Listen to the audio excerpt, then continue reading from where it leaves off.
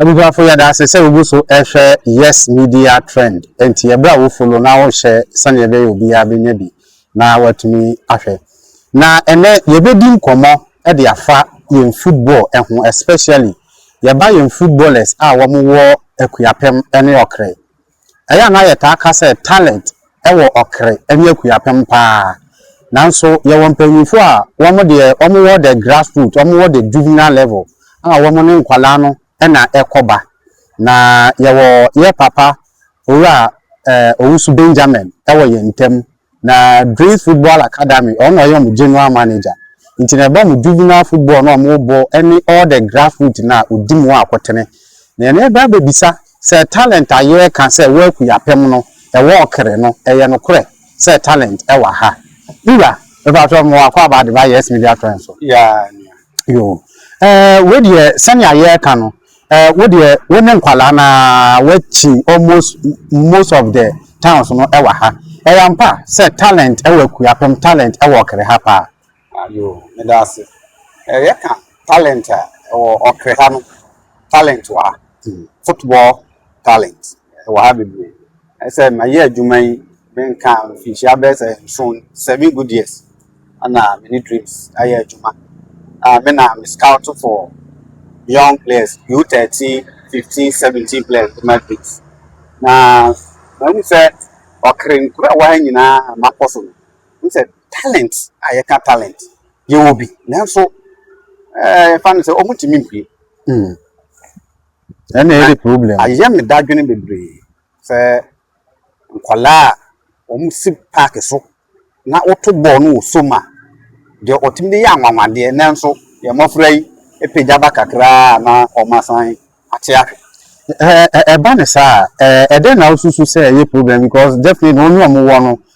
unnim ohawa ebi enam sumti e ma enkwala ni peja omutumi nko manim say players nankasa no na wo mu nye serious about the talent no mo wo no ana say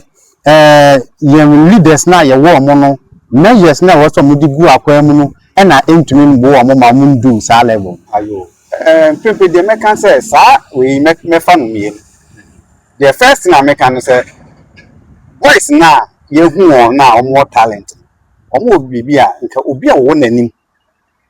ye me wa abofra bi wo ha efe no chika to do na friend palu a boy e wo talent ye a wa bobo abo second divisions ahodo nanso na me say wanya obi push nti no ofi nti enkwala na aka no they also look to that person say na we kura wo ya de ye say kura na okoye anti me nkusa ga waba edu sankwala no to we ye omo side no na side that no yeba emwan ka say here say wo say ye mpanifo ebi a ye DC bi ye MPB ebe so some of frame mu no ebe so ye nya ya grooming kolai bia peja eba no say ye grooming won we ya na say onsam go pe na we jai na che say mo fra na san aba abetenafi enu nti de nka mehwe senke ye mpanifo bitimi ahwem no maboa tintime de bre aye ko o manim DC enye kura me current DC me the letter akoto na nim last January so amanka ye hia amwa bi omunim say na ye nto ye bomoden ti omo menyen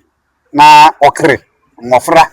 football no ba ko pekura free edisu ma e ma district ni bagiti nti omo de omo fo o mani mehwe na ye mofra yi nsonso omo talent ni de nyame de ma won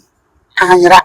na ebeboa ama district ni nyina so apeja na won kuro ene won fie nsonso apeja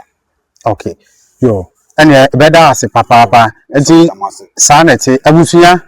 sawate papa ono ni enkwala ni na ye adwuma na ode atudwa se talent pa de oba okre anase Akuapem potem dia you will be wa hapa nanso niama hodo mienu bi na ha adwene ni nyina no eye support a ye betumi dia so mu ni ya pedwo mo ani niama ye betumi aye e de aboa apedwo mo talent no eno na ha adwene papa fa keto aka ho na me be wie kura me ma example eneni nesisi ya mi wo opani ba ko je fitisi ya e mo free talent aye kan mo free bi chinchina ya mfo mo mre cause me man kolai bi ko ho the camp wa kra koye just training na o ma me ti ase so abofra ba ko obaye just the dressing no one touch penos no kule fi okra ya we je chire sala si oye ya se obenya na anyi this season last week was afraid wrong and the san no ma we mu okra na se ye ntumi e project won na ese mo friend ye nyame nyame de dum so me dum district no ese ye nya enle sisi din na me mpese me de betudwa boy je efe mpanifo yi bi enle sisi ogusu fe o hia sa boy sisi boys 3 boys under 15 wrong nti okre no engu ye bibi anse ye se nyina yesum na se ye be ya be yi ama mofra no nso ebe pia ama o manga na nso yetimenya proper squad dache beboa ma blaster no nso yetimenya na so de tete no net that's so yeah, that's papa